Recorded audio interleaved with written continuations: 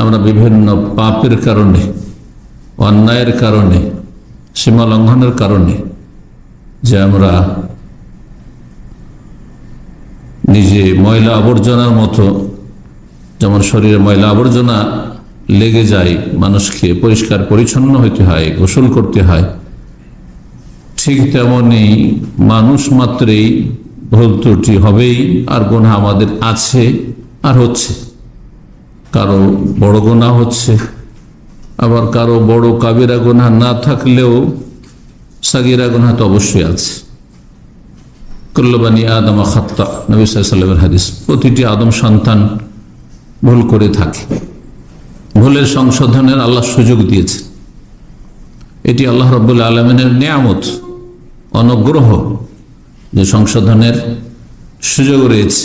এই নয় যে ভুল করেছে আর কোনো উপায় নেই, শাস্তি ছাড়ার কোনো রাস্তা নেই, এমনটা নয়। এটি আল্লাহর বিশেষ অনুগ্রহ। এই জন্য আজকে আলোচনার বিষয়বস্তু হচ্ছে তওবা এবং ইস্তিগফার। মানুষ নিজের পাপাচার থেকে, গুনাহ থেকে পরিষ্কার পরিচ্ছন্ন হতে পারে তওবার মাধ্যমে। তার মানে ফিরে আসা, আল্লাহর দিকে ফিরে আসা, আল্লাহর দিনের দিকে ফিরে আসা, আখিরাতমুখী হওয়া, জান্নাতের দিকে ফিরে আসা, জাহান্নাম থেকে, আল্লাহর আযাব থেকে, আল্লাহর অসন্তুষ্টির কথা কাজ থেকে মুখ ফিরিয়ে নেওয়া। তাওবা ইয়াতুবু মানেই ফিরে আসা। বান্দা যখন আল্লাহর দিকে ফিরে আসে, আল্লাহর দিনের দিকে ফিরে আসে, আখিরাতের দিকে ফিরে আসে, তখন আল্লাহ তার রহমত নিয়ে বান্দার দিকে ফিরে আসেন। আমরা এই তওবা এবং ইস্তিগফার, তার সাথে দুটো বিষয়। তওবার অর্থ বললাম ফিরে আসা, খুব সহজ ভাষায়। কিভাবে ফিরে আসা, কি থেকে ফিরে আসা, কোন দিকে ফিরে আসা, আশা করি বুঝতে পেরেছি। ইস্তিগফার মানে ক্ষমা চাওয়া, ক্ষমা প্রার্থনা করা। অতীতে যে ভুল হয়ে গেছে সেগুলি থেকে ফিরে আসার নাম তওবা। গুনাহমুখী ছিলেন, এখন নেকিমুখী হবেন আপনি, এটির নাম তওবা। আর অতীতে যে ভুল ভ্রান্তি হয়েছে, অপরাধ হয়েছে, গুনাহ হয়েছে, সেই জন্য আপনি আল্লাহর কাছে ক্ষমা চাইবেন এসব অপরাধের জন্য, এর নাম হচ্ছে ইস্তিগফার। মানুষ যখন রবের কাছে ইস্তিগফার করে, মানে ক্ষমা চায়, তখন আল্লাহ মাগফিরাত করে থাকেন, ক্ষমা করে থাকেন। এই তওবা ইস্তিগফার নিয়ে আলোচনা করব, তার উপকারিতা নিয়ে আলোচনা করব। প্রথম যে বিষয়টি বলছিলাম সেটি হচ্ছে প্রতিটি মানুষের গুনাহ হয়ে থাকে, ভুল হয়ে থাকে। গুনাহ সংশোধনের আল্লাহ যে সুযোগ দিয়েছেন, এটি আল্লাহর বড় অনুগ্রহ। এই মর্মে কোরআন কারীমে সূরা বাকারা আয়াত নম্বর 199 এবং সূরা মুজাম্মিলের আয়াত নম্বর 20 আল্লাহ স্বয়ং আদেশ করছেন, মানুষের যদি ভুল করে দেন, অন্যায় করে দেন, হ্যাঁ মানুষের কাছে সেটা অপরাধ হয় কোন মানুষের হকের ক্ষেত্রে, তো কখনো বলবেন যে আপনি ভুল স্বীকার করেন, আমি আপনাকে ক্ষমা করার জন্য প্রস্তুত আছি। মানে অনেক সময় ক্ষমা চাইলেও ক্ষমা করতে চাই না। কত সংকীর্ণতা মনে, কত আমাদের মায়া মমতা সীমিত, কত আমরা নিষ্ঠুর হয়ে যাই সামান্য কিছু ভুল করলো। কিন্তু রব্বুল আলামিন স্বয়ং বলছেন ওয়াস্তাগফিরুল্লাহ, আল্লাহর কাছে ক্ষমা চাও। ইন্নাল্লাহ গফুর রহিম, নিশ্চয় আল্লাহ বড় মার্জনাকারী এবং বড় দয়ালু। আল্লাহর রহমত, দয়ার দাবি হচ্ছে যে তিনি ক্ষমা করবেন, আর তার নাম হচ্ছে গফুর, ক্ষমাশীল। সুতরাং তিনি অবশ্যই ক্ষমা করবেন। যে ক্ষমা চায় আন্তরিকভাবে, আল্লাহ অবশ্যই তাকে ক্ষমা করবেন। সারা দিন রাত কত ভুল করছে মানুষ, যখন তখন অহরহ ভুল ভ্রান্তি হচ্ছে, অন্যায় হচ্ছে, গুনাহ হচ্ছে। কেউ রাতে গুনাহ করছে, কেউ দিনে করছে। গুনাহ হতেই আছে আল্লাহর জমিনে, আল্লাহর নিয়ামত ভোগ করে, আল্লাহর রিজিক খেয়ে, আল্লাহর দেওয়া হায়াত নিয়ে, আল্লাহর দেওয়া সুস্থতা নিয়ে, সবই আল্লাহ। আল্লাহর দেওয়া নিয়ামতকে আল্লাহর নাফরমানির কাজে ব্যবহার করছে মানুষ। রব্বুল আলামিন হাদিসে কুদসিতে বলছেন, ইন্নাকুম তুখতিউনা বিল্লাইলি ওয়ান নাহার, তোমরা রাত দিন ভুল করে থাকো। ওয়া আনা আগফিরুয যুনুবা জামিআ, আমি ক্ষমার দরজা বন্ধ করি না, সব গুনাহ মাফ করি। সব গুনাহ মাফ করি, কিন্তু মাফ চাইতে হবে, ক্ষমা চাইতে হবে। ফাস্তাগফিরুনি, সুতরাং আমার কাছে ক্ষমা চাও তোমরা, আগফির লাকুম, আমি ওয়াদা করছি তোমাদেরকে আমি ক্ষমা করব। সুবহানাল্লাহ, হাদিসে কুদসি। ইস্তিগফারের অর্থ কি বললাম? আল্লাহর কাছে ক্ষমা চাওয়া, ভুল হয়েছে ক্ষমা চাইবেন। তওবার অর্থ কি বললাম? ফিরে আসা। এই দুটোই থাকতে হবে আপনার জীবনে।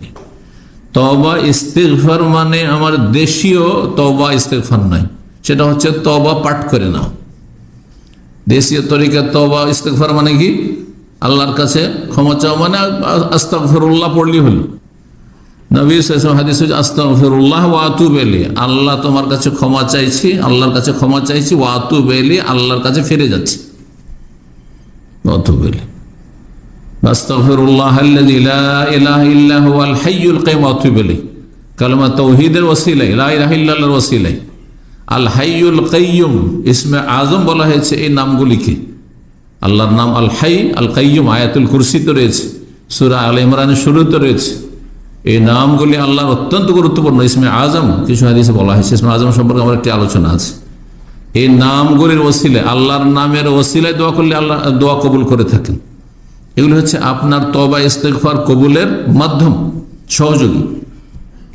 গুনাহ থেকে তওবা করা আর আল্লাহর কাছে ক্ষমা চাওয়া, এর জন্য আবশ্যক হচ্ছে গুনাহ বন্ধ করা। তওবা করা মানে গুনাহ বন্ধ করতে হবে। আপনি তওবাও পাঠ করছেন আর সংশোধন করছেন না, ফরজে আপনার ত্রুটি আছে, ফজর পড়ছেন না, সূর্য উঠিয়ে দিচ্ছেন, ওই স্বভাবই থেকে গেল বদ স্বভাব, আর শুধু তওবা পাঠ করতে থাকেন, কাজ হবে? কখনো কাজ হবে না। নিয়তে খারাপই আছে যে রমজানটা আসছে, ভালো করে ইবাদতবন্দি করবো, তারপরে আবারও কুকুরের লেজের মতো যতই মালিশ করেন আবার আপন অবস্থায় ফিরে যাবে। তো আল্লাহ তো জানছেন অন্তরের কথা, তাহলে কি মাফ হবে? কখনো মাফ হবে না। এগুলি তওবা না। তওবা মানে যা হয়েছে হয়েছে। আমি দুনিয়ার উদাহরণ দিয়ে তওবাকে অনেকবারই বুঝিয়েছি। কিন্তু মুসলিম জীবনে আপনি বহু পাপ করতে আছেন, বুঝছেন যেগুলো পাপ অন্যায়, তারপরও সময় গড়িয়ে চলে যাচ্ছে, কখন যে মত চলে আসে, মালাকুল মত চলে আসে আর ধরে নিয়ে যায়। সুবহানাল্লাহ, ফিরে আসছেন না, আপনি রিটার্ন করছেন না। আপনি কোন তওবা হলো? এটা তওবা হলো না। তওবা আর ইস্তিগফার সম্পর্কে আরেকটি জানার বিষয়, সেটি হচ্ছে যে শুধু আপনার আমার পাপ থাকলেই তওবা ইস্তিগফার করে এমন কথা নয়। অনেকে মনে করে আমি কোন গুনাহ করেছি যে তওবা করব? গুনাহ করলে, পাপ করলে না ভুল স্বীকার করব তওবা করব? হ্যাঁ, পাপ করলেই না আল্লাহর কাছে ক্ষমা চাইব না। এর বিপরীত কোরআন এবং হাদিসে শিক্ষা দেওয়া হয়েছে। আম্বিয়া রাসূলগণকে আল্লাহ রাব্বুল আলামিন তওবা ইস্তিগফারের কথা স্মরণ করিয়েছেন, নির্দেশ দিয়েছেন, তারা করেছেন। নবী সাল্লাল্লাহু আলাইহি ওয়াসাল্লামের কোন গুনাহ ছিল নাকি? কিন্তু আল্লাহ ওয়াস্তাগফির লিযামবিকা, হে নবী তোমার গুনাহের জন্য তুমি আল্লাহর কাছে ক্ষমা চাও। তাহলে গুনাহ থাক আর না থাক, গুনাহ সম্পর্কে আপনার জানা থাক আর না থাক যে আমার গুনাহ হয়েছে, পাপ হয়েছে, তারপরে কি করবেন? আপনি আল্লাহর কাছে ক্ষমা চাইবেন। আমরা আমাদের ফরজ আদায় করতে গিয়ে ফরজের কোয়ালিটিতে যে কিছু ঘাটতি থেকে যাচ্ছে, অবশ্যই থাকছে। পাপ থেকে বেঁচে থাকার ক্ষেত্রে হয়তো বেঁচে থাকছি, কিন্তু ওইভাবে বেঁচে থাকি না যেভাবে বেঁচে থাকা উচিত ছিল, তাতেও কিছু গাফিলতি হচ্ছে। অনেক সময় জায়েজ কাজটা বেশি সময় করে ফেলছেন।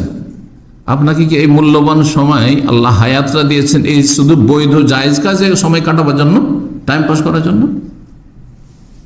এর চাইতে ভালো কাজ ছিল না? আরে জায়েজ কাজ বিভিন্ন জায়গাতে ঘোরাফেরা, যে সময়টা করলেন বা সময় কাটালেন, আপনি যে মোবাইল দেখছেন, ভালো জিনিসই দেখছেন মোবাইলে, শুধু দিনের কথা যদি শোনেন তাহলে এলেম শিখছেন, বাকি এমনি জায়েজ কিছু দেখছেন, বিভিন্ন জায়গার খবর দেখছেন, আপনি খবর শুনছেন, পড়ছেন, বিভিন্ন জায়গায় দেশে কোথায় কি হচ্ছে শুনছেন। কোনো নাজায়েজ কোনো আপনি কোনো ছবি দেখলেন না, কোনো কিছু দেখলেন না যেগুলো ইসলাম বিরোধী, তারপর তো জায়েজ কাজে আপনি কাটালেন। এই জায়েজ কাজ আপনি দীর্ঘ সময় করবেন, এইটা আল্লাহ কি পছন্দ করেন? নাকি আল্লাহ পছন্দ করেন যে এই মূল্যবান আপনার এই হায়াতের মুহূর্তগুলি জিকির আজকারে কাটুক, কোরআন তেলাওয়াতে কাটুক, তাসবিহ তাহলিলে কাটুক, মানুষের উপকার করাই কাটুক, মানুষকে সময় দেন আপনি, ইত্যাদি ইত্যাদি। মানুষকে দিন শিখান আপনি। আল্লাহ যেন বোঝার তৌফিক দান করে বিষয়। কারণ অনেকে মনে করেছে আমি তো নাজায়েজ কাজ করছি না, ফেসবুক থেকে ভালোই তো দেখি, বিভিন্ন জায়গার খোঁজ খবর, দেশে কি হচ্ছে প্রতিদিন সকালে উঠেই দেখি। হ্যাঁ, এই কাজের জন্য সকালে উঠে আপনার জিকির আজকাল ছিল না, কোরআন তেলাওয়াত ছিল না? হ্যাঁ, সারাদিন চলে গেল, কয়টি আয়াত পাঠ করেছেন আপনি? কয়টি আয়াতের তরজমা তাফসীর শিখেছেন আপনি? যদি রব জিজ্ঞেস করে, অবশ্যই জিজ্ঞেস করবেন। এই নিয়ামতগুলি কি জায়েজ কাজে, বৈধ কাজে কাটাবার জন্য? দাউদ আলাইহিস সালাম সম্পর্কে কোরআনে কারীম সূরা সাদের আয়াত 24 রয়েছে। দাউদ আলাইহিস সালাম তার জীবনে কোন এক ভাবলেন যে আমি তো ফিতনায় লিপ্ত হয়ে গেলাম, গুনাহ করেছিলেন। এই মর্মে ইহুদি নাসারাদের পুস্তকে গাঁজাখড়ি রয়েছে, আম্বিয়া রাসূলগণের সাথে বেয়াদবি রয়েছে তাদের সামনে, ওইসব কিসসা বাতিল কিসসা। দাউদ আলাইহিস সালাম কি করলেন? ফাস্তাগফারা রাব্বাহু, রবের কাছে ক্ষমা চাইলেন। নবী রাসূল দাউদ আলাইহিস সালামকে আল্লাহ কিতাব দিয়েছেন, তিনি রাসূল, জবুর দিয়েছেন, ওয়া আতাইনা দাউদা জাবুরা। ক্ষমা চাইলেন, ওয়াখাররা রাকিওয়ানাম, রুকুতে ঝুঁকে গেলেন এবং আল্লাহ অভিমুখী আল্লাহর দিকে ঝাঁপিয়ে পড়লেন। সুবহানাল্লাহ। ইউনূস আলাইহিস সালাম এমন কোন গুনাহ ছিল বলেন তো দেখি, যে বিনা হুকুমে তিনি গ্রাম থেকে বেরিয়ে অসন্তুষ্ট হয়ে দীর্ঘদিন ইসলামের দাওয়াত দিয়েছেন এই কাফেরগুলোকে, কেউ ইসলাম কবুল করলো না, নিরাশ হয়ে গেলেন। আপনি আমি একটা বেনামাজিকে একবার ছাড়া দুইবারই হয়তো বলতে যাব না, একবারও বলার হিম্মত হয় না, সাহস হয় না যে চলেন নামাজে যায়। আর দুই তিনবার তো বলতে যাবেন না। বলেছি ভাই, একবার বললে বলে 50 বার বলেছি, এ হচ্ছে অবস্থা। বলছেন না, বিভিন্ন অপরাধ দেখছেন, কত মেহনত পরিশ্রম করেছেন, যখন হেদায়েত হয়নি অসন্তুষ্ট হয়ে তাদের চলে গেছেন, তোমাদের আল্লাহর আযাব আসবে, চললাম। এমন কোনো ভুল না, বাহ্যিক। কিন্তু বড়দের সামান্য কিছু ব্যতিক্রম, সেটা আল্লাহর কাছে ছোট ভুল ও বড় ভুল হইতে পারে। এই জন্য ইউনূস আলাইহিস সালাম মাছের পেটে চলে গেলেন, দোয়া করলেন, লা ইলাহা ইল্লা আনতা সুবহানাকা ইন্নী কুনতু মিনাজ জালিমিন। আল্লাহ, আমি জালেম হয়ে গেলাম। আপনি আমি কখনো ভাবিও না যে আমি জালেম। কত যে জুলুম, অত্যাচার, গুনহার জুলুম। জুলুম কত প্রকার? কত প্রকার? 3 প্রকার। বড় জুলুম হচ্ছে শিরকের জুলুম, কুফরির জুলুম, নাস্তিকতার জুলুম, মাজার পূজার জুলুম, মূর্তি পূজার জুলুম। কথা বোঝা গেছে?